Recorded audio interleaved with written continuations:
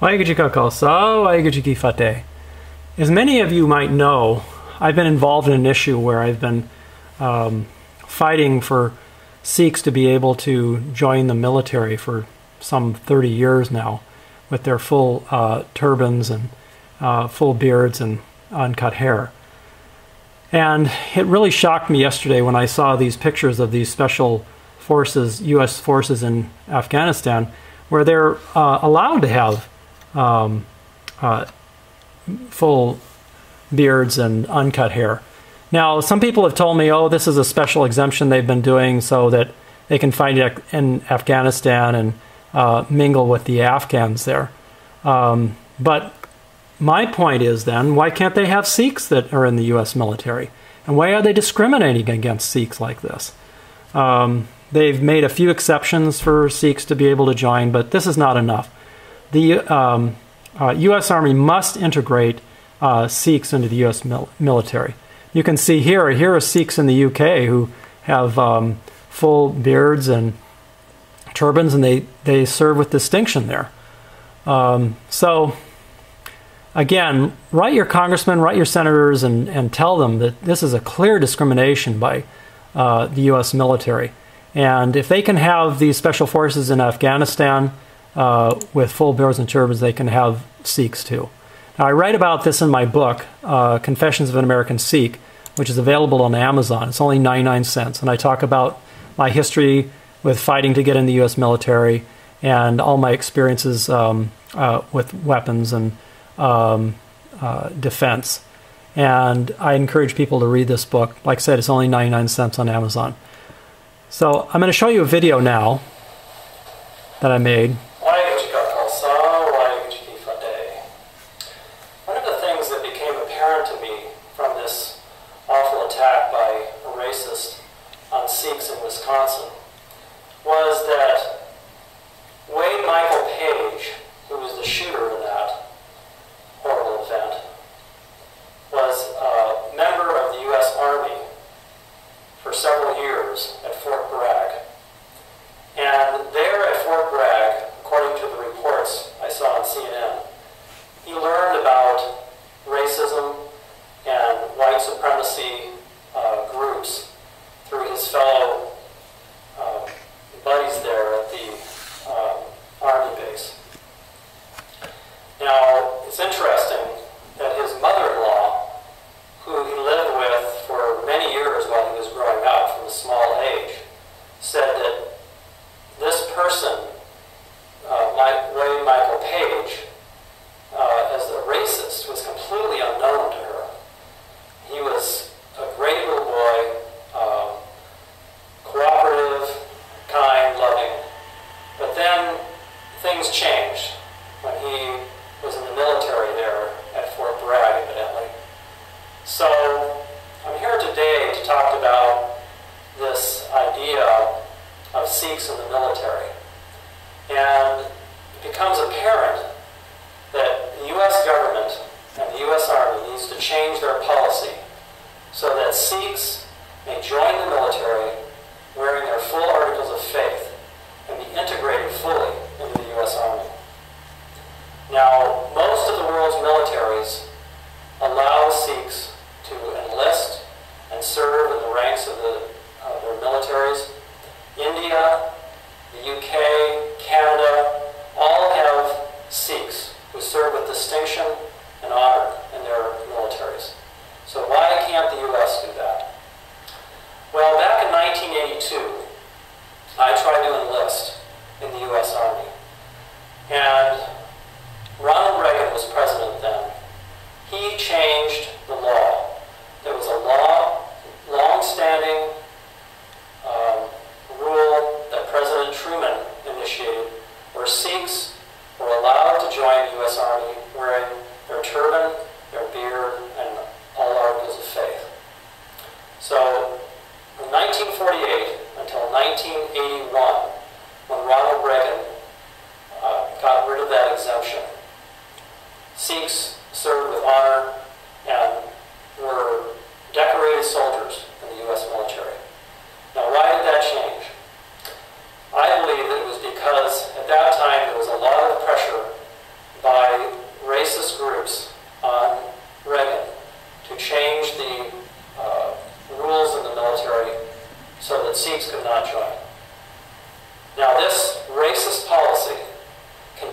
for 30-some years until now we've got this result where this disturbed person, Michael Wade Page, was not exposed to Sikhs in the military, and in fact, he was around people that had racist and white supremacist attitudes. So I'd like to tell you a little bit about my experience in trying to join the Army and some of those events in 1981-82 where other Sikhs were trying to join. And some Sikhs were already in the military, of course, because Truman had made the exemption in 1948. So here are some newspaper articles of those times. This man here, Avtar Singh is his name. He was already in the military. And this is an article in the Phoenix Gazette talking about his serving there in the military with distinction. This is a picture of Sikhs protesting in front of the Los Angeles Federal Building there in 1982 so that we could join the military. This was quite a big event in media coverage. Here is, again, this is December 7th, 1982, where Sikhs protested in front of the federal building. You can see signs here that say, "For God and country." We were law-abiding citizens, and there was no reason why the military had to discriminate against Sikhs just because we were Sikhs and wanted to practice our religious beliefs. There's another article, other articles, India Abroad.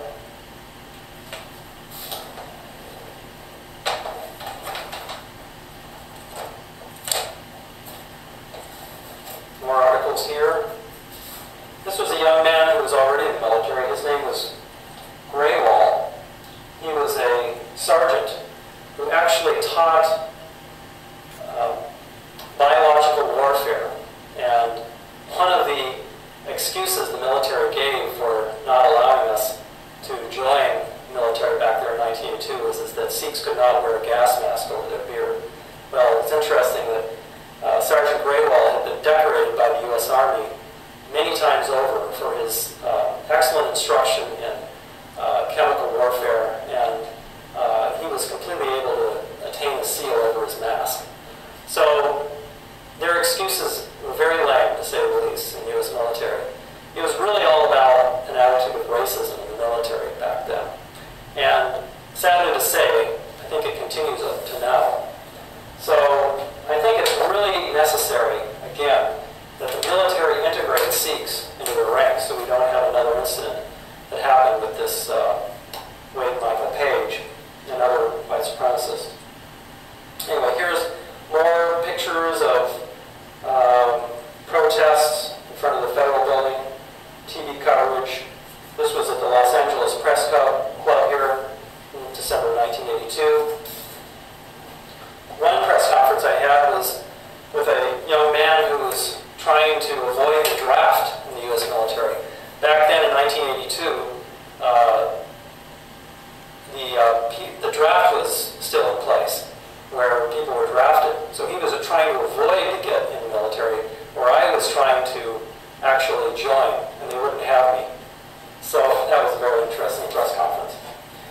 This is a picture of Lieutenant Gopal Singh, who was already in the military, and this is a letter from his commanding officer showing how he was such a wonderful soldier and decorated, and that Sikhs had served with honor. And there was no problem with discipline or any kind of ill feelings towards Sikhs from the other members to the other soldiers.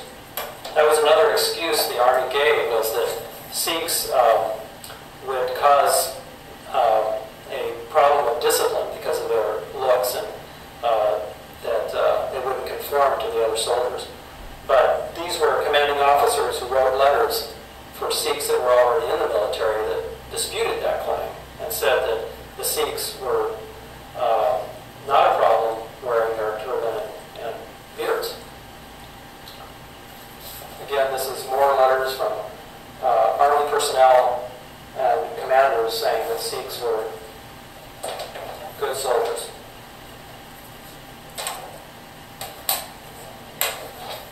Here's a really great article. It was in the Los Angeles Times. It's told about how I had grown up in the military family. My father was a master sergeant in the Marine Corps, and he had served honorably in World War II. In fact, he was at Pearl Harbor when it was attacked by the Japanese, and he was on the USS Nevada there. My father also told me stories about how he was in the second wave that came in on the island of Saipan when they attacked there. And so that really inspired me to want to join the U.S. military. And it was really a disappointment when I couldn't join. These are some more articles here.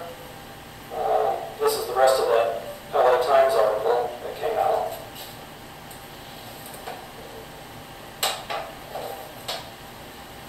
Now, another interesting thing is that I was an expert marksman too, yet the Army wouldn't have me. And here I am with all my medals and shooting awards. I tried out for the Olympics 5 times. The last time in 1984 I was 20th. And again, it's unfortunate, but the U.S. military didn't want to have me, even though I was an expert marksman. And I had a lot of military background and expertise. So I want to thank you for listening to this, and I invite you to visit my website, which is gurmukyoga.com. It tells more about my desire to help with getting Sikhs into the military and integrating Sikhs there in the military. And please write your congressman, your senators, write the president, Obama, asking him that Sikhs may join the military while wearing their articles of faith, turban, beard, and their 5Ks. Thank you for your time. Waheguru Khalsa, Waheguru Fateh.